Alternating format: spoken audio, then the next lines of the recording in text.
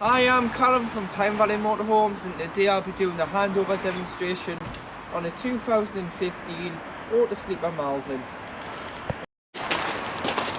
So coming down the driver's side of the vehicle, first point you've got is your LPG. So this has got an underslung gas tank on, and you take the cap off, and then it is just a bayonet fitting, so you go to your local LPG centre and fill up.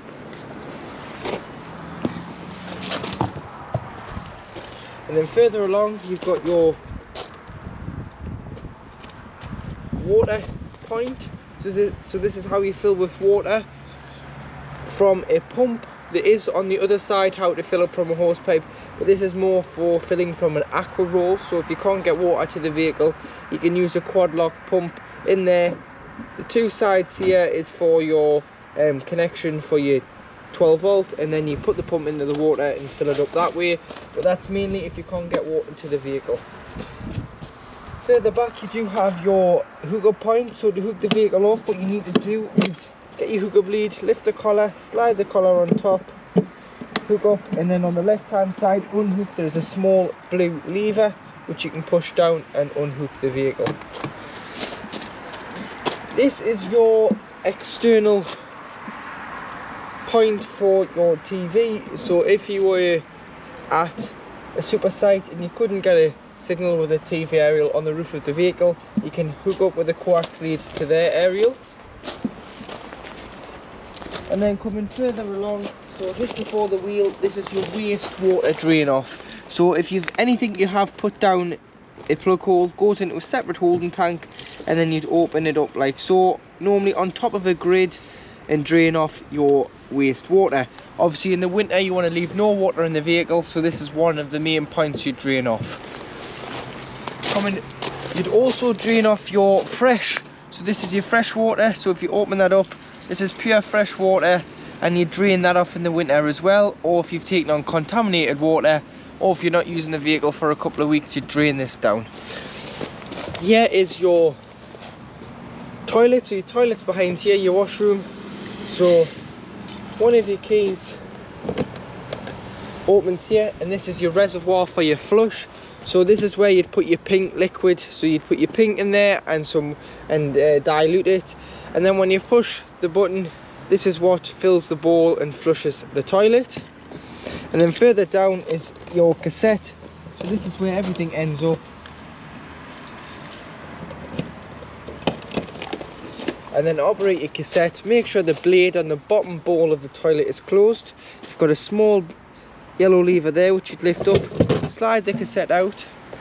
You would then take the yellow cap off the end of the cassette, go to your waste disposal point, which is normally behind or beside your toilet block, press your little yellow lever at the bottom, tip it out. Once you've tipped it out, there's normally water beside there, hose pipe, put some water in, give it a rinse, tip out again, and then if you're using the liquid form of chemical, you'd fill your cap full, tip it in, push it back into the vehicle, and it's ready to be used. Or if you're using the tablet form, you'd put a pint of water into the box, push it back into the vehicle, and drop a sachet of the tablet down the toilet. Moving round to the back end of the motorhome, you have your high level brake light and rear view camera. And this vehicle is also fitted with a tow bar, so you've got tow bar with 13 pin electrics there as well. Coming round to your passenger side of the vehicle, so this is just the storage underneath your bed. So you've got your various items there, your carpets and your fridge vents are there.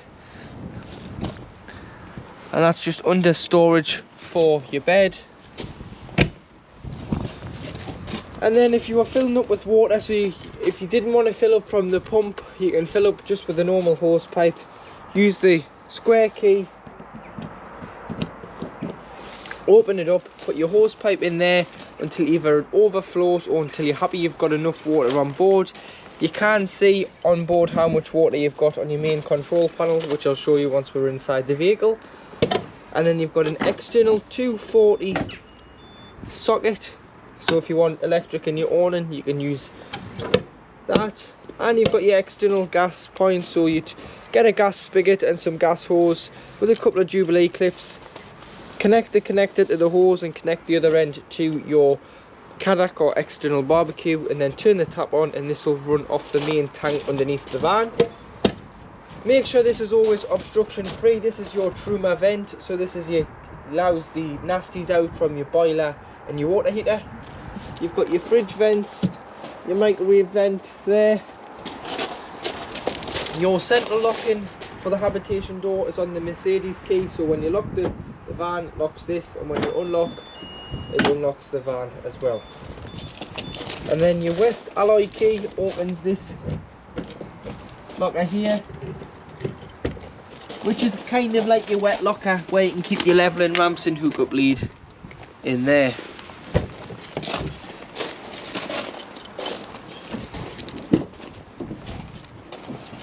At the passenger door is where you'd fill the vehicle with fuel. So fill with diesel here for your Sprinter.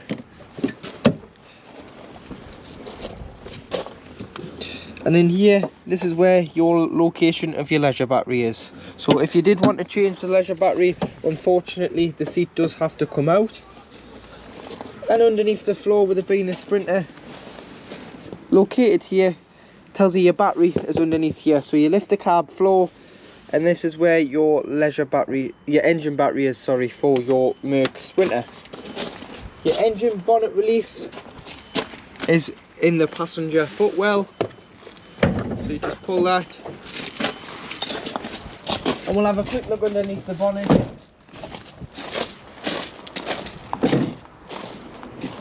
So your secondary catch is just here, and then in here you've got your screen wash, which is the main one you're going to need. You've got your oil filler and your oil dipstick for checking your levels and filling it up. This is your positive, so if you push this red catch in, this is your positive for putting a charger on the vehicle or jump starting it. So you put your red clip there, and then your earthing point is just on the wing here, so the passenger wing. This nut here you just put onto the bolt, and then you do have your brake fluid and your coolant for the radiator there. And then to get the bonnet back down, all you need to do is push the bonnet up ever so slightly, push this back so that the nut goes into the runner, and then you can shut the bonnet. So now inside the vehicle, you've got your 12-volt control panel, which does all your electrics, and you've got your Truma heating and hot water, which I'll go through in a moment. So first of all, you've got your, if you're hooked up, you'll have this little wiggly line here, which is electricity symbol, which means you have 240 volt on board. If not, you would just have 12 volt on board, which is just off your leisure battery. And then you've got your master switch, so you can turn on and off the vehicle. Next to it, you've got your pump, which you would put on if you have sufficient water on board to use the tap, the toilet, the shower, the kitchen tap, and so on. And then you do have your light, which is beside it, which is your master switch for all your lights inside the vehicle, and then they all are individually switched. You've got your awning light outside. You've got your light dimmer switch here. You've got your battery crossover switch, which you probably never use because you always want the battery to be running off the leisure battery for the motorhome and never the Mercedes Sprinter engine battery. And then you've got this little water with a thermometer. This is the tank heater. So if you're away in the winter months and it's cold, put the tank heaters on and puts current through the water to stop the water from freezing in the tanks underneath the chassis. And then if we scroll through your menu here, first of all, you've got all your levels, so you can see your vehicle, your vehicle battery, your leisure battery, your fresh water and your wastewater levels there. You've got your battery volts, your solar panel and your battery amps. You've got your time, and then you've got your, and then it goes back to the beginning. So if you wanted to go into any of the menus, especially the time, you would just press the middle button and you can turn the timers on and off. So to work your Truma digital control panel, to turn on and off you would use the button in the middle. To turn the panel off by pressing and holding, and turn on by pressing and holding. And then to enter the menu, what you need to do is press enter, and then you get your various different settings. So you've got your van with a thermometer in, which when you click on is the heat of the vehicle, so you can go all the way to 30 degrees or all the way down to off. So for this we'll just say 25 degrees and then press enter, and that saves that at 25 degrees. And then moving further on, you've got your water with your thermometer in, which is the heat of your water. So if you've got no water on board, turn it off. 40 degrees of heat in your water, 60 degrees of heat in your water, or boost, which turns off the heating should you have it on and prioritizes the water. So for this we'll say 60 degrees, press enter, OK. Moving further along, it's your source of what source you want to heat your van or the water off. So you've got gas on its own, which you'd use when you are wild camping. You've got a mixture of 1 kilowatt of electric and gas. You've got a mixture of 2 kilowatts of electric and gas, which you'd use if you were away in the winter and in the colder months and you wanted to heat the vehicle quicker or the water.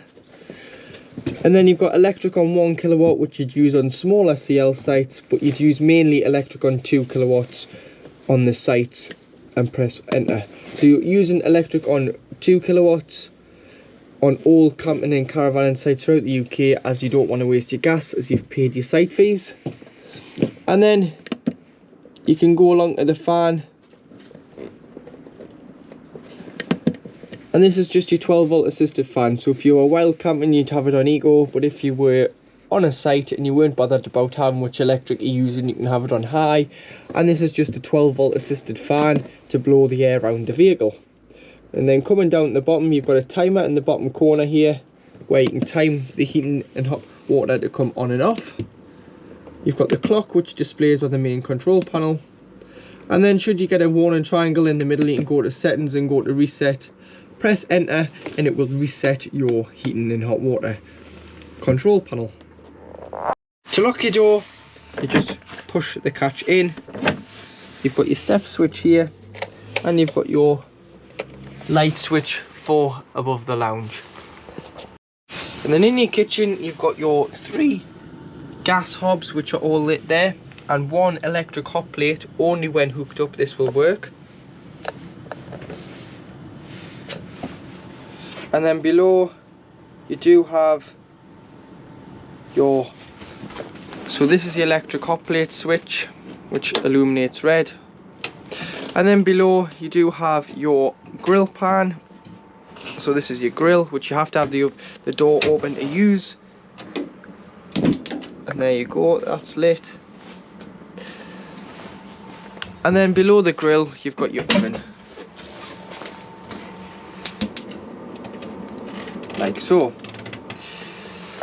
If you're having any problems with lighting your fridge or your heating and hot water system on gas as the vehicle has been stood, always bring it through on the hob first, as this is the highest place that the gas gets to, and you can prime your lines easier with the hob. And then below you do have some storage in there. To open all the cupboards within the vehicle, you have to press the small catch in first to release the door. You've got your extra worktop space there, so you can put your chopping board on when using the hob. Obviously do allow everything to cool before you put the glass lid down. And above you do have your light and your extractor fan there. 2 3-pin plugs when hooked up on the side of the kitchen. And then you do have your cutlery drawer, storage underneath, and storage in there as well. And then all your lights like this have got little switches on. So same here, same for this one, that one, and this one. And then this is just showing that your water pump is working and the water is getting to temperature, because that's nice and hot. And above your kitchen you've got your wine glass rack and wine bottle holders, and some storage in there for your various kitchen equipment. Across from the kitchen is where your microwave is. So this is a microwave oven, and it is only on mains when you hooked up. It's an 800 watt microwave, and this switch here must be on for your microwave to get power. Above you do have some storage. Lift this cover up and you've got your Project 2000 TV bracket, which you'd squeeze the chrome catch to release the TV, and then you can pull the other chrome catch out to swing it round into the bedroom area, so you can watch your telly from in the bed or from the lounge. And at the back you do have a 12 volt and a TV aerial point in there, so you can run it off the aerial on board. Below you do have your table. So your table is just basically like an ironing board. You put the legs up. You can either have that in the front of the vehicle or outside if it's a nice day.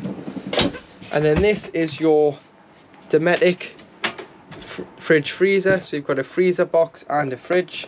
And to operate, you turn on here, and then this is what's called an automatic energy selection fridge, which what the A stands for.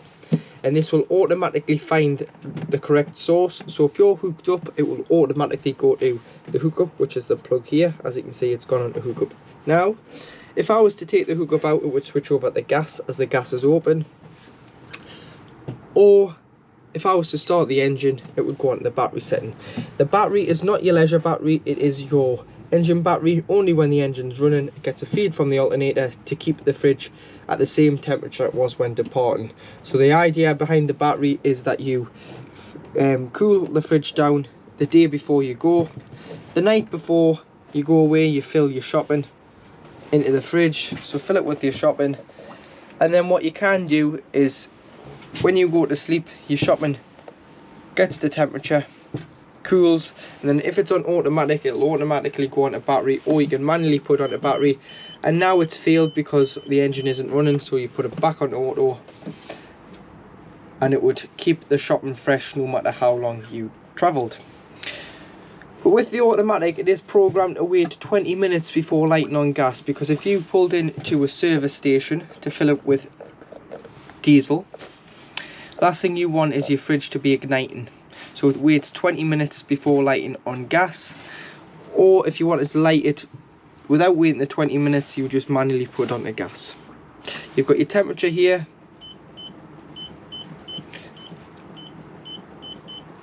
Which you can put on like so.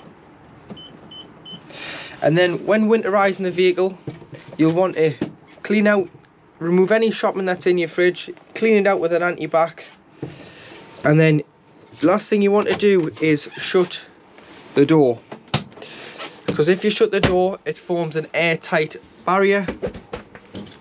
So if you've got these toggles, one on here, one on here, if you just push it in, slide the two lugs out, it then keeps the fridge door open. That's beeping because it knows I've pulled these out,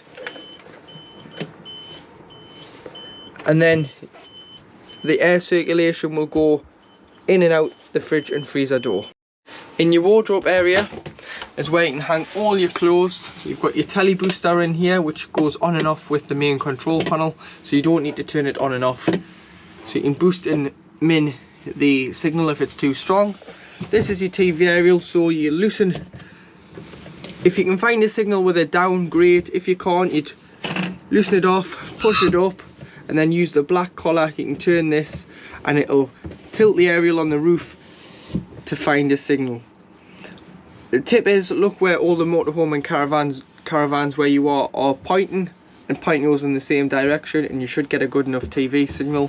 And then when you are travelling, always make sure it's pulled into the vehicle and this is tightened up securely. So now in your washroom area, you've got your heated towel rail, which you can pull out and put your towels on, and is heated when the heater is on from the vent below. You've got your sink, and you push the plug in and push it out to drain, and underneath you've got your concertina door for your toiletries.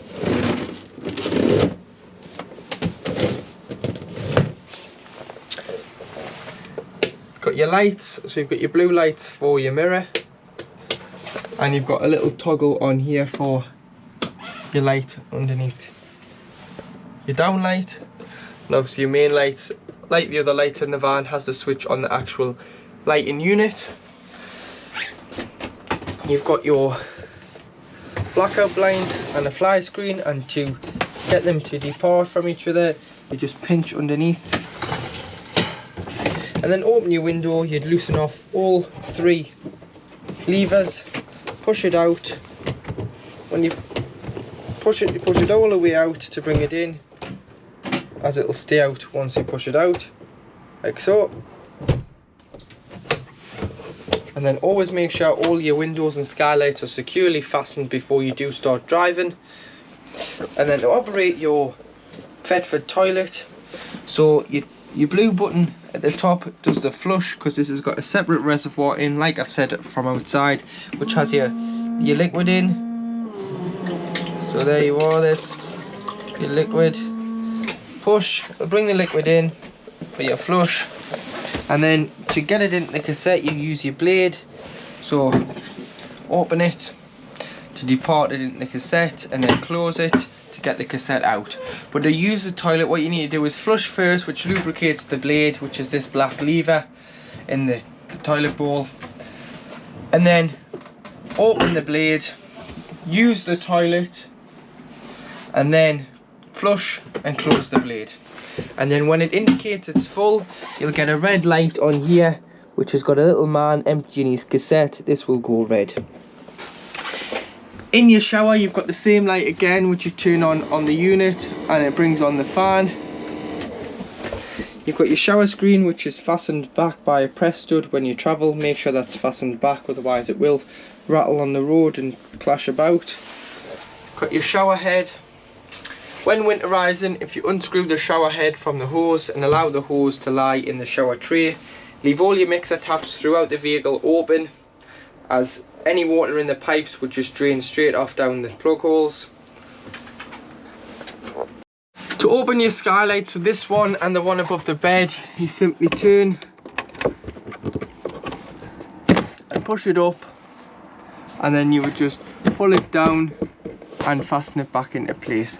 You do have a Remus blind, fly screen and blackout blind on there, and the same for the one above the bed. And then underneath the bed is where the boiler is, and this is your boiler drain down. So when the diamond on the top is across from front and back to the vehicle, and the button is in at the bottom, it's holding water. So when you want to drain it down, obviously in the winter time we don't want the water to freeze in the boiler, as it holds 10 litres and it's very expensive once the water freezes in the boiler. It is a new boiler job and it isn't covered under warranty. So what you need to do is turn it, the button will pop out, the black nib will pop out on the top, and you'll hear the water draining directly underneath the chassis. So to stop it, turn it, push the button in, and this will hold water again. But always drain it off in the winter. And then when you come to refill it, shut the boiler first, shut all the taps outside, shut the taps within the vehicle, hose pipe in the side, fill it up, control panel on, pump on, cold side of the tap first, go to the hot side, it will cough, splutter, make all sorts of noises, and what that's doing is it's bringing the air out the boiler through the taps until you get a steady flow on one tap, do them all, and then the system is primed. And then also underneath the bed is your 2 gas taps for your boiler and your fridge. So to make the bed up out the cab, or should I say the lounge seats, sorry, what you need to do is lift and slide the lats out. So meet them halfway in the middle. And then you'd put your backrests from the back of the sofa into the centre, like so. And then there you do have your double bed. Obviously you would turn the base cushions upside down as well for a more comfortable night's sleep. Underneath the seat behind the driver's seat is where you'll find your EC500 Sargent power supply unit, and in here this is just imitated on the control panel. So you've got your system shutdown button, which isolates the battery when you are storing the vehicle. You've got your 12-volt fuses, so it would be a good idea to carry some spare blade fuses with you in case one does go. You can change the fuse. You've got your MCBs and your trip tester here on 240 mains electric. So if you trip the vehicle out, try here before you try your sight. And then you've got your charger, your space heater and your water heater, which this is just the electric side. Obviously your water heater and your space heater work on gas as well, so just leave them on and forget about touching them. And you've got your reverse polarity light. Should you ever get reverse polarity being abroad, it will light up here.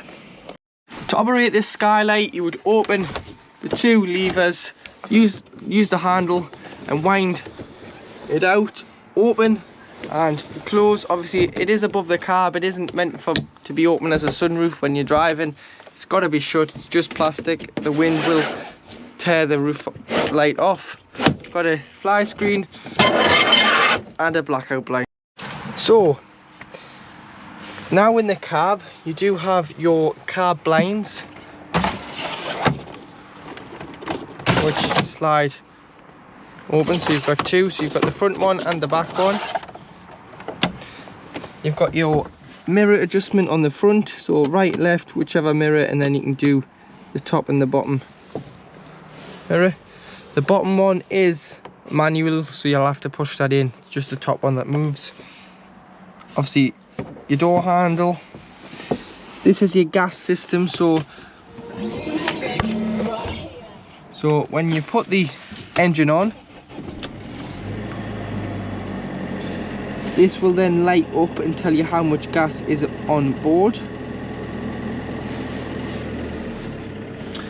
Above you've got your lights and your headlight adjustment. And that's just your step going in, and the solid beeping is just telling me that I'm still hooked up, so don't drive off. You've got your car blinds on the front, which you just push one up, one down, this slides out. And then the other side you do the same, one up, one down, slides out. And then it is just magnetic, they'll just meet in the middle. So if it's going to be a blustery night, put a elastic band around the handles, which stops them pinging open.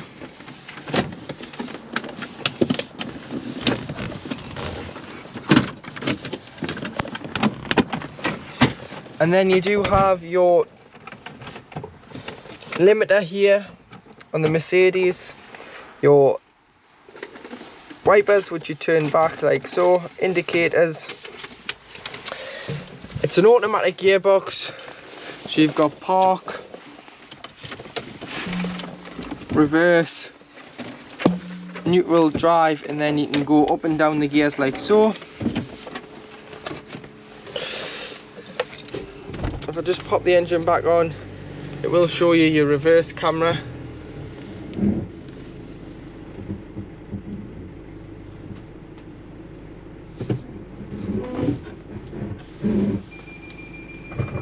So there's your reverse camera there. It also works as a camera when in drive as well, so you can always see behind you. You've got your temperature, fan speed, so you can put the fans up and the various lights will light up. Recirculation, aircon, and then this is your distribution where you want the air to go. And then you do have a paper clip there, so you can put something in there.